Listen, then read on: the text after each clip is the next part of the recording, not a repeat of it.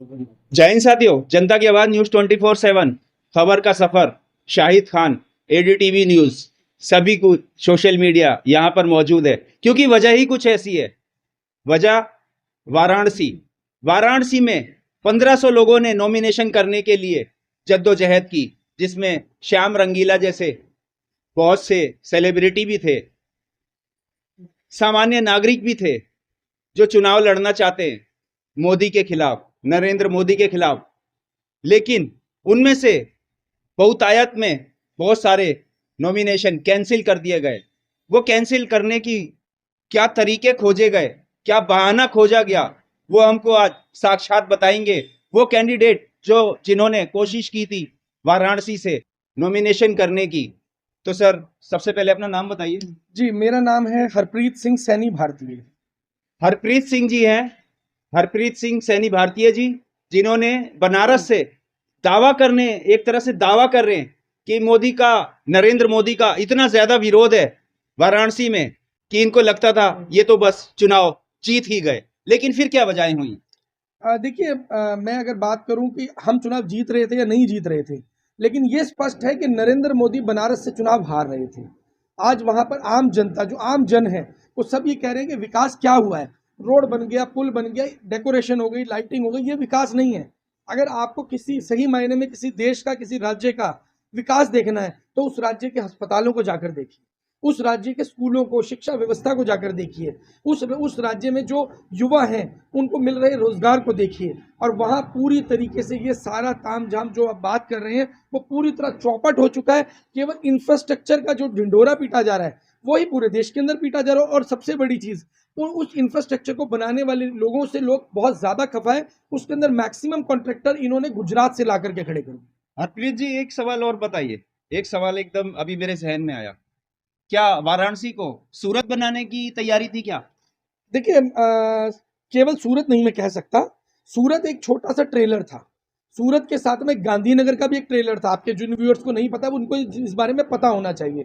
उसके बाद में इंदौर भी एक ट्रेलर उसमें ऐड हुआ, जिसके अंदर आपके जो प्रस्तावक होते हैं, कैंडिडेट के प्रस्तावक, उनको किडनैप किया जाना, उनको उठा लिया जाना, उनको हॉस्टाइल करवाना, उनसे विड्रॉ करवाना कि इन्होंने साइन नहीं किए हैं। उसके अलावा जैसे उड़ीसा के कैंडिडेट थे, जो इंदौर की कैंडिडेट जो आधा घंटा पहले बिक जाते हैं, विड्रॉ कर जाते हैं और आधे घंटे बाद वो भारतीय जनता पार्टी में शामिल हो जाते हैं। इसी तरीके से उड़ीसा का ट्रेलर था जहां पर कांग्रेस के प्रत्याशी आरोप लगाते हैं कि कांग्रेस पार्टी उनको फंड नहीं दे रही है। तो ये सारा जो ट्रेलर था, हम लोग राजनीति के विद्यार्थी हैं तो हम विद्यार्थी हैं और हम इस बात का आकलन भली भांति करना जानते हैं कि जो नेता होता है वो दीवार के पीछे देखता है, उसका विजन दीवार के पार होता है। जब हम इन चार चीज़ों को देख रहे थे, इन डॉट्स को कनेक्ट कर रहे थे, तो हमें समझ आ रहा था कोई बड़ा संदेश देने की तैयारी है और वो बड़ा बड़ा संदेश वाराणसी के अलावा किसी और सीट से नहीं हो सकता। सैनी जी, साथ साथ एक बात और भी बता दीजिए। आप कहेंगे कि आप तो बहुत ज्यादा सवाल करने लग गए। आपको क्या लगता है बनारस देख के, क्योंकि बनारस तो क्या बोलते हैं, स्मार्ट सिटी बनाने की बात हुई थी, बनारस को गोद लिया गया था। 100 स्मार्ट सिटी बनाने की बात हुई थी। क्या बनारस में कुछ स्मार्ट सिटी जैसा दिखाई देता है, क्योंकि आप तो वहां से होके आ रहे हैं? जी देखिए, बिल्कुल बनारस में स्मार्ट सिटी बिल्कुल मुझे दिखाई दी। लोगों के घर तो टूटे हुए मुझे दिखाई दिए, लोगों के जो व्यापार थे उनकी दुकानें टूटी हुई दिखाई दी। ऐसे ऐसे लोग दिखाई दिए जिनके परिवार आज रोड पर रहने को मजबूर हैं। ऐसे ऐसे परिवारों की मैं आपसे फ़ोन पे ऑनलाइन बात करवा सकता हूँ जिनके पास खाने के लिए 2 वक्त की रोटी नहीं बची है। ये स्मार्ट सिटी है नरेंद्र मोदी जी की। और हमारी स्मार्ट सिटी, अगर हम नरेंद्र मोदी जी की जगह हमें वो जनता चुन लेती, मौका दे देती, तो हमारी स्मार्ट सिटी के अंदर सबसे पहले शिक्षा आती। शिक्षा व्यवस्था, हर विद्यार्थी को जितना वो पढ़ना चाहे, क्योंकि हर व्यक्ति का टैलेंट अलग होता है, कोई कम पढ़ना चाहता है, कोई ज़्यादा पढ़ना चाहता है, उसको उसके टैलेंट तक की शिक्षा देने की जिम्मेदारी सरकार की, उस नेता की, उस जन सेवक की होती है जो उस एरिया से चुनाव लड़ रहा है। उसके अलावा वो वहां से जीतने के बाद में जिम्मेदारी शिक्षा व्यवस्था को ठीक, शिक्षा के बाद स्वास्थ्य सेवाओं को ठीक करने की। अस्पताल में जो लोग मर रहे हैं, आज आप बच्चों की डिलीवरी की बात करें, एक नवविवाहित जोड़े की बात करें जो अस्पताल के अंदर जाते हैं, तो सरकारी अस्पतालों के अंदर डिलीवरी की पूरी सुविधा उपलब्ध नहीं है। आप प्राइवेट अस्पताल में जाते हैं तो वो बच्चा जो पहले दिन पैदा होता है, 2.5 से 3 लाख रुपए का कम से कम कर्जा लेकर के वो बच्चा आज पैदा हो रहा है हमारे देश। तो ये स्थिति जो है वो स्मार्ट सिटी की है, जो आप मुझे बता, जो आप मुझसे पूछ रहे हैं और जो मैं आपको बता रहा हूँ। तो ये चीज़ें इंप्रूव होनी चाहिए थी।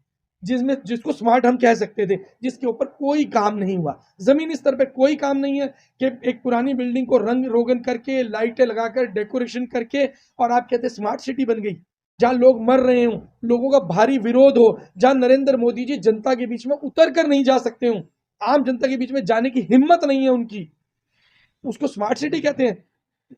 जन नेता तो वो व्यक्ति होता है जिससे जनता मिल सकती है, जिससे जनता प्रेम करती है, जिससे जनता आकर के अपने दुख सुख साझे कर सकती है कि ये मेरा प्रतिनिधि है, यानी कि मैं अगर आवाज नहीं उठा सकता तो ये व्यक्ति वो दम रखता है, वो आवाज रखता है जो मेरी आवाज उठा सकता है, ना कि ये खौफ पैदा हो जाए कि अगर आपने मेरे खिलाफ बोला तो आपका कल से काम धंधा खत्म हो जाएगा, आपकी घर टूट जाएगा, आपकी बिल्डिंग टूट जाएगी, आपका कार्यालय टूट जाएगा, अगर आप ट्रांसपोर्ट है तो आपकी गाड़ियों के चलान शुरू हो जाएंगे, कुछ भी काम अगर आप करते हैं तो आपके मन के अंदर वो दहशत पैदा कर दी जाएगी। इसे स्मार्ट सिटी मैं नहीं मानता।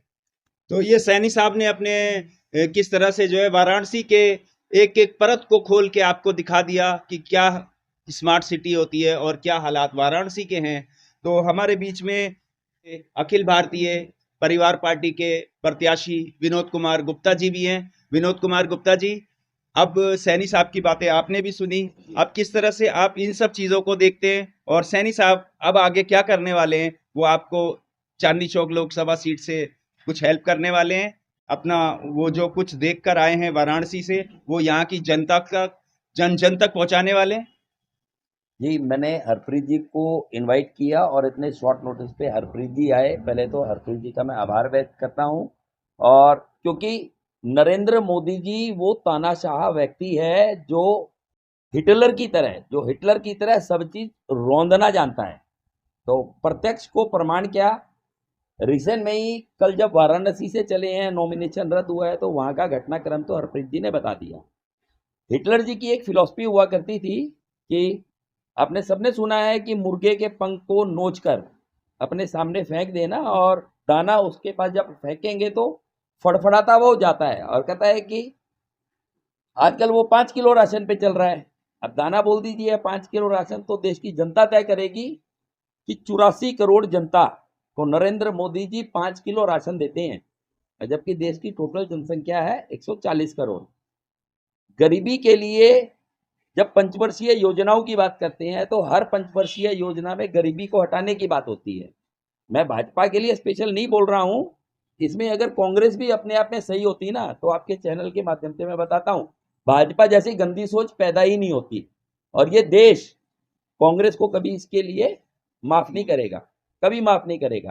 कांग्रेस ने अगर अपने 63 साल के इतिहास में गड्ढा खोदा है, तो नरेंद्र मोदी जी ने और बीजेपी ने यह प्रूव कर दिया है कि 10 साल के अंदर अंदर उन्होंने खाई बना दी है देश की।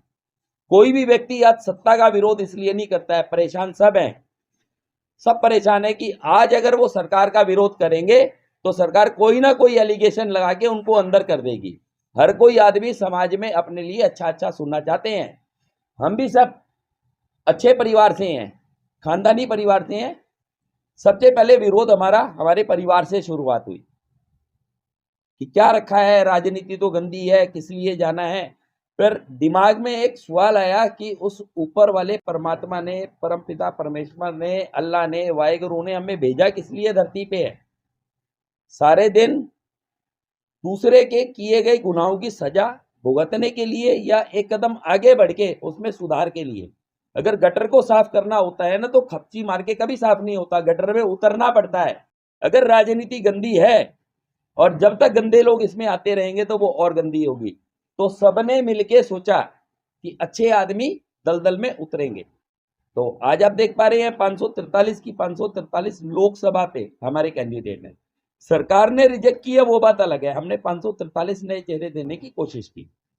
बहुत बहुत धन्यवाद विनोद कुमार जी का, विनोद कुमार गुप्ता जी का, अखिल भारतीय परिवार पार्टी से ये चांदनी चौक लोकसभा के प्रत्याशी हैं। सैनी साहब से एक मेरा आखिरी सवाल होगा, एक बार अगर आपको जानकारी में है तो क्या वाराणसी से आप बता सकते हैं कि कितने लोगों का नॉमिनेशन जो है क्लियर हुआ है?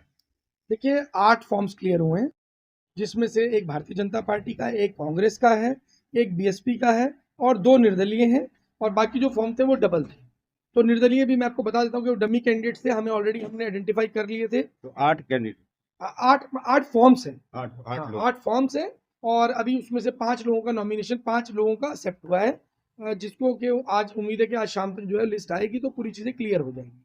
देखिए कितनी बड़ी विडंबना है हमारे देश की जहां पर 1500 लोग 1500 लोग नॉमिनेशन करने के लिए जाते हैं, वहां पर कामयाबी मिलती है सिर्फ 8 लोगों को।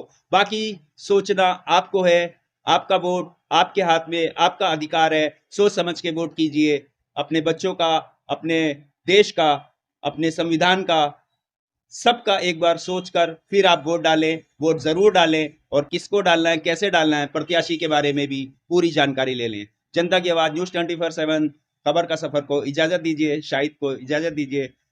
चैनल को ज्यादा से ज्यादा सब्सक्राइब करें, वीडियो लाइक करें, शेयर करें, कमेंट भी करें। धन्यवाद।